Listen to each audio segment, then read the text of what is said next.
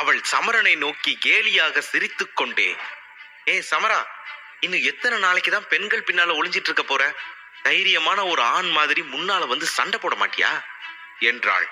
இதை கேட்டவுடன் சமரன் கோபமடைந்து விட்டான். அவன் கண்களில் கோபம் தெளிவாக தெரிந்தது.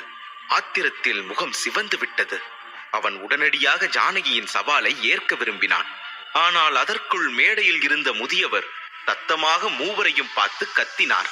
நிறுத்துங்க என்றார். முதியவரின் சத்தம் கேட்டு மூவரும் திடீரென தங்கள் பேச்சை நிறுத்திக் கொண்டனர். ஜானகி, நீ என்ன பண்ணிட்டு இருக்க? நான் சொல்றது உனக்கு புரியலையா? யாரையும் சவால் செய்ய உனக்கு உரிமை இல்ல. அது நம்ம விதிமுறையிலையும் இல்ல. உடனே திரும்பி போ. தேவையில்லாம இதே மாதிரி பிரச்சனை பண்ணி இந்திர விழாவில் ஏதாவது இடையூறு செஞ்சா அதுக்கப்புறம் அதுக்கான தண்டனையை நீ அனுபவிக்க வேண்டியது வரும். நான் உன்னை எச்சரிக்கிறேன். நீ உடனே இங்கிருந்து கிளம்பு என்று எச்சரித்தார். ஜானகியை திட்டிய பிறகு முதியவரின் கோபம் சற்று தணிந்தது. அதன் பிறகு மேகராணியை பார்த்து, இதோ பாருமா மேகராணி, உனக்கும் அதையே தான் சொல்றேன். நீயும் யாருக்கும் சவால் விடக்கூடாது. நீ திரும்பவும் உன்னுடைய இடத்துக்கே போயிடு என்றார்.